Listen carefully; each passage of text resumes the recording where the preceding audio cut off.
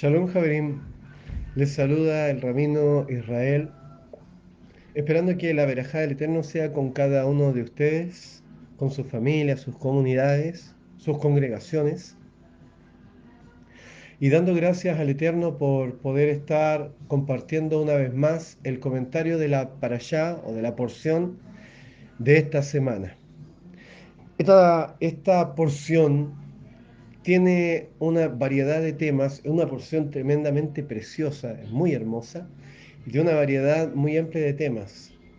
Y entre todos estos temas, aun cuando tenemos un hecho tremendamente triste en esta para allá, podemos sacar nosotros perlas de sabiduría, podemos sacar tesoros de ella que podemos traer a nuestra vida y que son preciosos para nosotros. Hoy estamos a 18 de Adar Rishon del año 5782, en el calendario gregoriano 19 de febrero del 2022. Y la parachá que nos convoca esta semana es Ki Tizá, que antes de cualquier cosa me gustaría compartir con ustedes o hacer un poquito una aclaración en el sentido de que aun cuando esta parachá, ¿cierto?, se traduce como cuando censes, cuando cuentes o cuando eleves censo, ¿cierto? La traducción más cercana, ¿cierto? Sería cuando eleves las cabezas, entendiendo que ese elevar las cabezas es para contar a los hijos de Israel. Eh, pero nosotros lo leemos como cuando eleves, ¿cierto? Cuando eleves un censo. Y la verdad es que aquí nos comemos la idea como más fundamental del inicio de esta parashá. ¿Por qué? Porque como la parashá dice, cuando eleves las cabezas de todo Israel, nos está automáticamente diciendo que cuando cada uno, ¿cierto?, de nuestros padres entregó ese medio shekel, que lo vamos a ver en un momento más, este medio shekel fue una elevación para el alma de cada uno. ¿Por qué? Porque fue para expiación de sus almas, Baruch Hashem. Esta parashá se encuentra en Shemot 30:11 hasta el 34:35 y tenemos solamente 9 mandamientos en esta parashá. En la novena parashá, ¿cierto?, del libro de Shemot. Y tenemos varios temas, como dije, está el dinero de rescate, la fuente de bronce, el aceite de la unción y el incienso, el llamado de Besaleel, el Shabbat como señal, el becerro de oro, la restauración del pacto, Baruch Hashem, las tablas de piedras nuevas, no pactar con otros pueblos para no caer en idolatría, las Moadim anuales, Moshe y las tablas de la ley. En nuestra lectura inicial comienza así: Veidaber Adonai el Moshe Lemor. Ki tisa et rosh bnei Israel lifkudeichem benatnu ish kofer nafsho la Adonai bifkod. Otam velo yihye bachem negev bifkod otam. Dice, y habló el Eterno a Moisés diciendo: cuando formes el censo de los hijos de Israel, de aquellos que han de ser empadronados, y cada uno pagará el rescate de su vida al Eterno cuando fueren empadronados, para que no haya en ellos mortandad al contarlos. Otra lectura que podríamos dar, ¿cierto?, que sería lo más cercano a la idea en el hebreo. Dice, cuando eleves toda cabeza de los hijos de Israel, deberá entregar cada hombre una ofrenda por expiación de su alma. Por expiación de su alma. Kofer nafsho. ¿Ok? Baruch Hashem, esta es nuestra lectura inicial. Sin embargo, a mí me gustaría centrarme y llevarlos a ustedes a través de esta idea, ¿cierto? A través de esta breve reflexión de la parashá, en el hecho más triste de esta parashá. Un hecho que a nivel espiritual, ¿cierto? Bueno, trajo muchas complicaciones a nuestro pueblo, trajo muchas complicaciones, y abrió una puerta negativa, espiritual, indudablemente fuerte, ¿cierto? Eh, Respecto de el becerro de oro. Vamos a leer en el capítulo 32, desde el 1 dice así, Baruch Hashem. Vio el pueblo que se había demorado Moshe al descender de la montaña, y se congregaron alrededor de Aarón y le dijeron, levántate y haznos dioses que vayan frente a nosotros, porque este hombre Moshe que nos hizo subir de Mitzrayim, no sabemos qué fue de él. Les dijo Aarón, quiten las argollas de oro de las orejas de sus esposas, hijos e hijas y tráiganmelos. Se quitó toda la gente las argollas de oro de sus orejas y las llevaron a Aarón, y tomó el oro de sus manos, lo envolvió en telas y lo forjó haciendo un becerro de oro. Y dijeron, este es tu Dios, oh Israel, que te hizo subir de la tierra de Mizraim. Vio a Aarón e hizo un altar frente a él frente al mismo y dijo, habrá festividad para Hashem mañana. Eh, un poco complicada esta para allá en el sentido de cómo se nos presenta, ¿cierto? La figura de Aarón, a eso me refiero. La figura de Aarón como alguien que más adelante va a recibir esta investidura de Cohen Gadol, como alguien que va a recibir este sacerdocio de parte del Eterno, pero que en este momento lo vemos cediendo un poco, ¿cierto?, a la exigencia del pueblo. Y la verdad es que en este tema y en esta oportunidad estoy muy de acuerdo, ¿cierto?, con los comentaristas, con nuestros sabios, en el sentido de que ellos nos presentan la idea de que aquellos que se acercan en este pasaje a Aarón, aquellos que vienen a Aarón, ¿cierto?, son aquellos que han salido de Mitzrayim, pero que pertenecían a Mitzrayim. No son aquellos que son parte del pueblo, sino que son aquellos que vieron las maravillas del Eterno, son aquellos que vieron que este pueblo tenía un respaldo poderoso, que sobre este pueblo había una deidad, había un Dios que obraba, que se manifestaba de una forma tremenda, de una forma sublime, una forma en la que podían con sus propios ojos y pudieron con su propia carne palpar cómo era la manifestación del poder de Dios a través de estas plagas que el Eterno mandó a Mitzrayim para poder, ¿cierto?, liberar a nuestros padres. Baruch Hashem, bendito sea el Eterno. Estos mismos que vieron esas maravillas, estos mismos que estuvieron ahí y que en un momento pensaron y dijeron, no, esto es maravilloso, esto es tremendo, esto es glorioso. Estos mismos quisieron hacerse parte del pueblo y quisieron salir con el pueblo. Históricamente tenemos una salida aproximadamente, según los historiadores, aproximadamente unos 100 años antes de un pueblo llamado los Ixos de Mitzrayim. Y cuando revisamos un poco la salida del pueblo de los Ixos y la comparamos, ¿cierto?, con esta salida del pueblo de Israel, entonces la misma historia nos muestra, se preocupa de mostrarnos que efectivamente los Ixos fueron un pueblo que salió de Mitzrayim y que caminó y que no tuvo ninguna trascendencia después de su salida. Sin embargo, nuestros padres cuando salieron de Mitzrayim, cuando el Eterno abre esta puerta, ¿cierto?, de liberación para nuestros padres y estos salen, fue tan fuerte lo que el Eterno provocó, Baruch Hashem, fue tan fuerte la manifestación del poder del Eterno,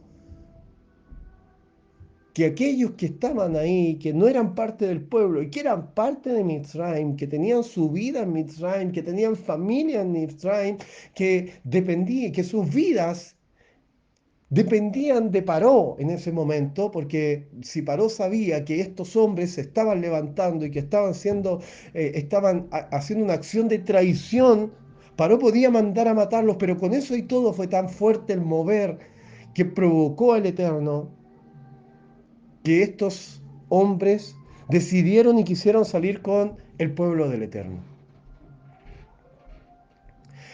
Una minoría, ¿cierto?, pero que tenía la fuerza de una mayoría, la fuerza de una mayoría.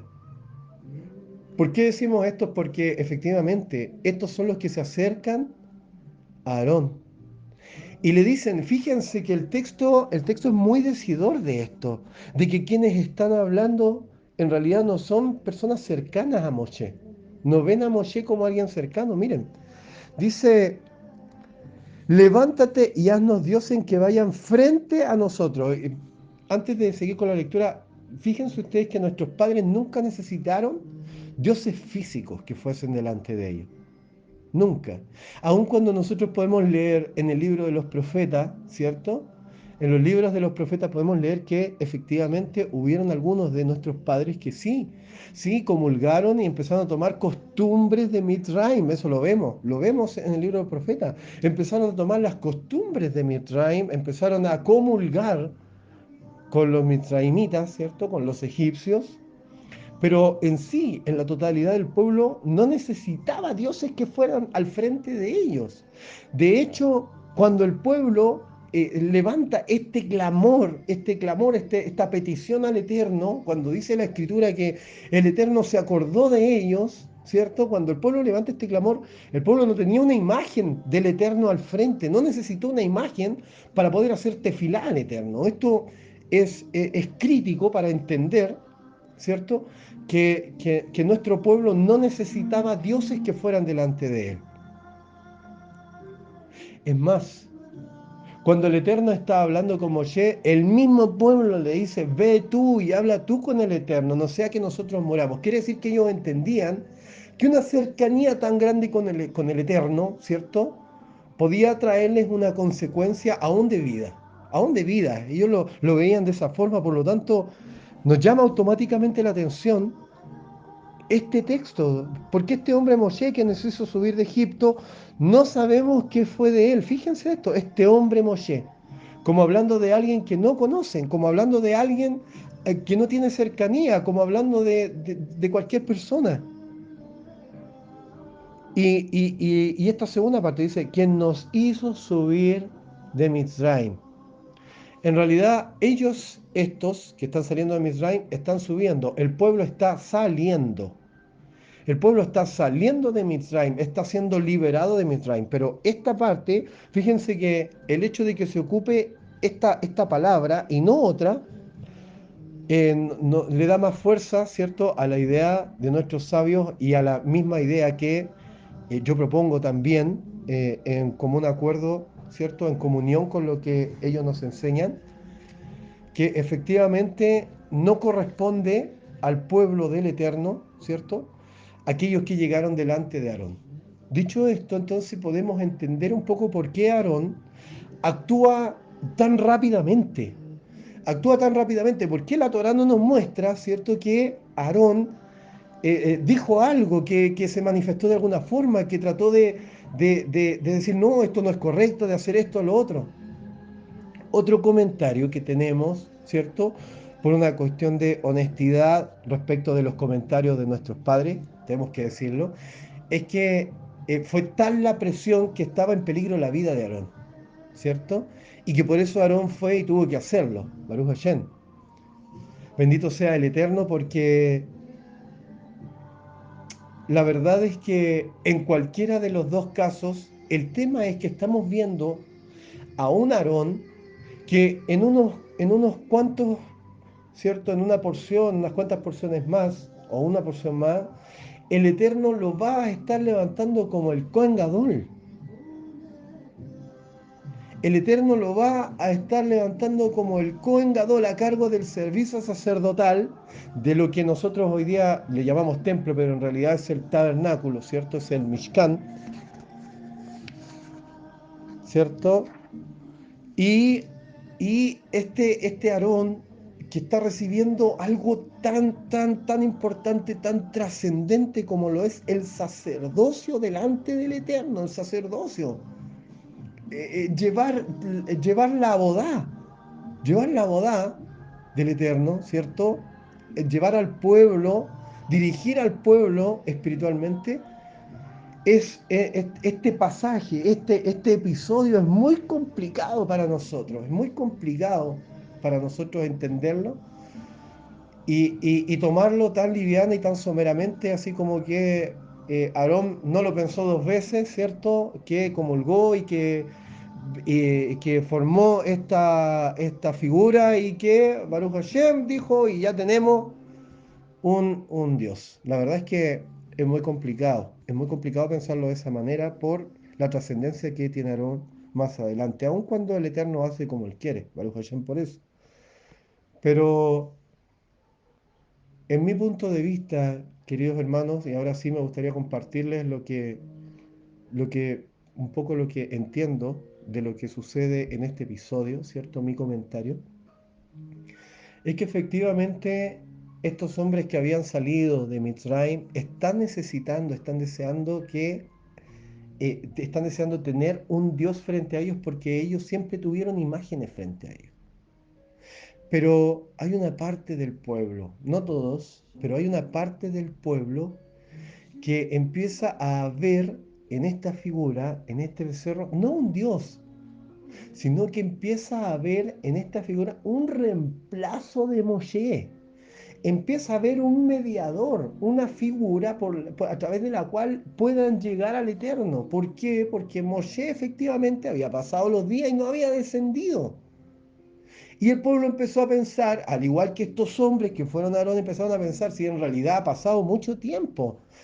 Subió al monte, arriba no sabemos si tiene agua, si tenía comida, no hemos sabido nada de él, que quizá hasta esté muerto. Entonces, ¿qué es lo que empieza a ver? El pueblo empieza a ver una figura de un mediador, alguien a través, ¿cierto? O algo a través de lo cual puedan llegar al Eterno. Me atrevo a decir, esta es mi opinión, me atrevo a decir que incluso algunos inocentemente pensaron que a través de esta imagen y de esta figura podían tener un conducto para llegar al Eterno. Porque si no estaba Aarón, entonces ¿quién? Si el Eterno hablaba con Aarón, con Moshe, perdón. Que si no estaba Moshe, entonces ¿quién? Si Moshe era el que iba a hablar con el Eterno, ¿cierto? Vayomer Adonai el Moshe Lemor, y habló el Eterno a Moisés diciendo, y siempre vemos lo mismo. Y después, ¿cierto? Viene Moshe y le habla al pueblo. Esa es la figura que vemos. Pero si no está Moshe, entonces ¿qué hacía el pueblo?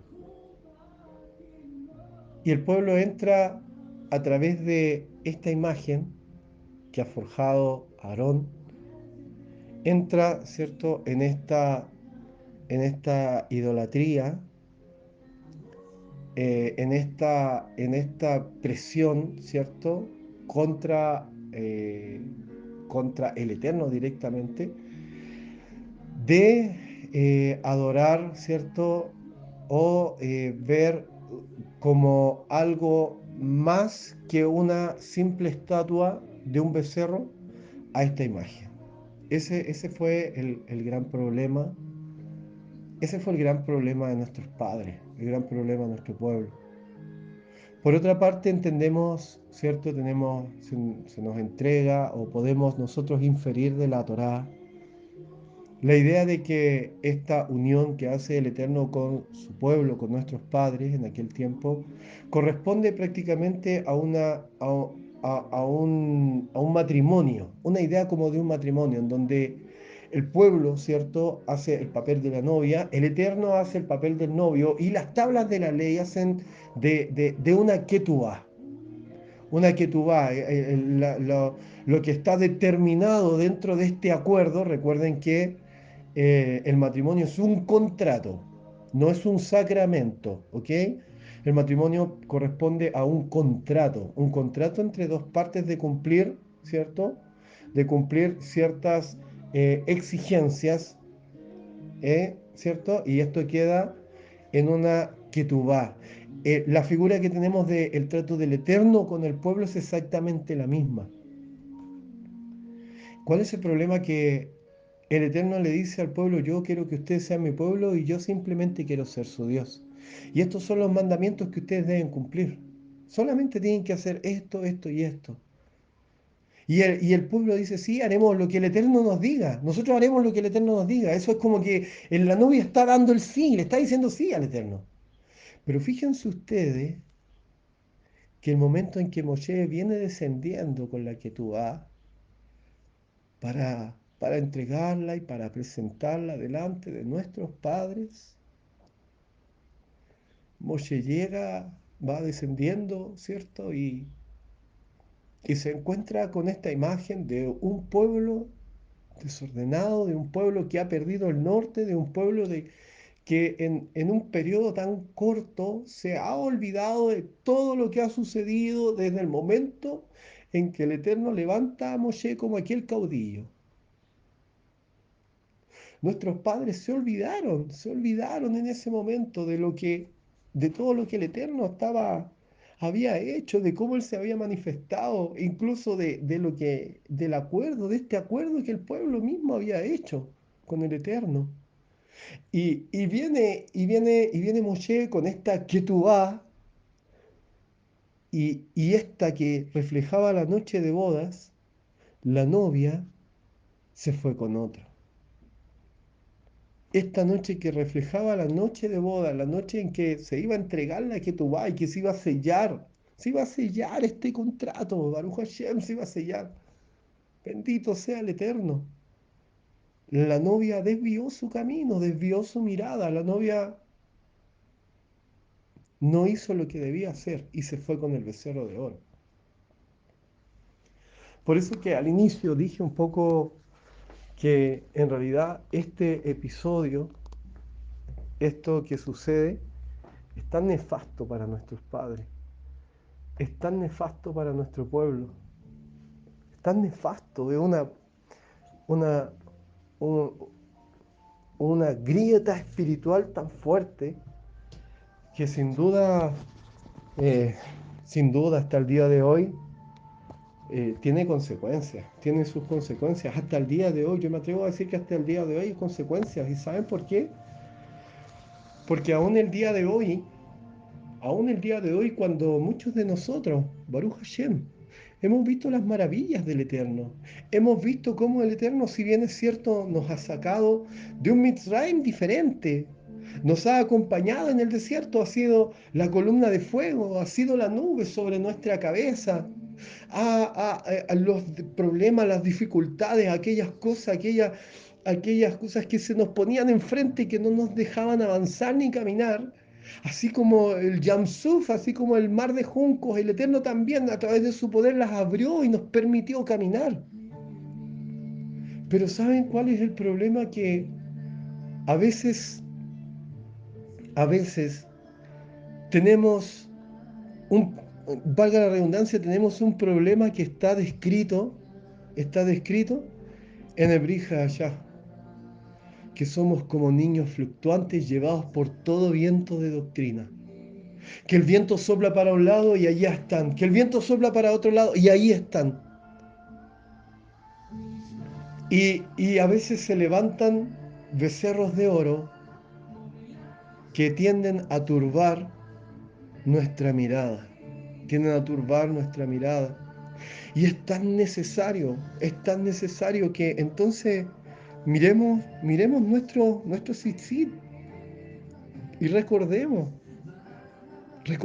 lo que el Eterno ha hecho, recordemos los mandamientos, pero no solo los mandamientos, recordemos nuestra historia, porque debemos aprender de nuestra historia, nosotros debemos aprender de nuestros errores, no debemos cometer los mismos errores que nuestros padres, no debemos repetir nuestros mismos errores, porque si no, estamos levantando becerros de oro, estamos desviando nuestro camino, estamos desviando la mirada del Eterno, estamos tomando y estamos dando importancia a cosas por sobre lo que el Eterno nos está demandando. Eso es tremendamente perjudicial para nuestra vida.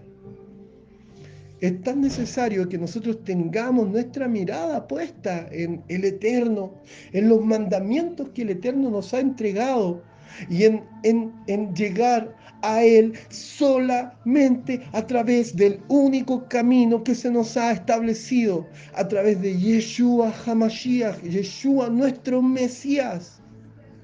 Esa es la forma de llegar. Aunque venga la presión desde afuera, aunque nos sintamos en algún momento como Aarón, que nos presiona la sociedad, que nos presiona esta idea, que nos presiona esto otro, no podemos ceder, nosotros no podemos ceder a la presión. Nosotros debemos mantenernos como aquellos que no comulgaron, aquellos que se mantuvieron firmes, aquellos que no adoraron al becerro de oro, aquellos que no se inclinaron ante Baal, aquellos que no se inclinaron ante la estatua en Babilonia, aquellos que prefirieron no comer la comida del rey. Y así podríamos seguir a través de la escritura. Cuán importante es que nuestra base, que nuestros cimientos, aquellos donde espiritualmente estamos de pie, sean bases sólidas y fundamentadas en la enseñanza y en la persona de Yeshua, nuestro Mesías. Porque solamente a través de Él y solamente a través de su sacrificio, su entrega, nosotros tenemos acceso al Padre. Quiera el Eterno y nos ayude el Eterno a mantenernos con paso firme. Dice la Escritura, aquel que esté firme, cuide que no caiga. Que el Eterno nos ayude y nosotros pongamos de nuestra parte. Hagamos tefilá, leamos la Escritura, acerquémonos al Eterno, porque de esta forma estamos guardando nuestra vida y nuestra alma de seguir tras los becerros de oro. Un abrazo para todos. Shabbat Shalom.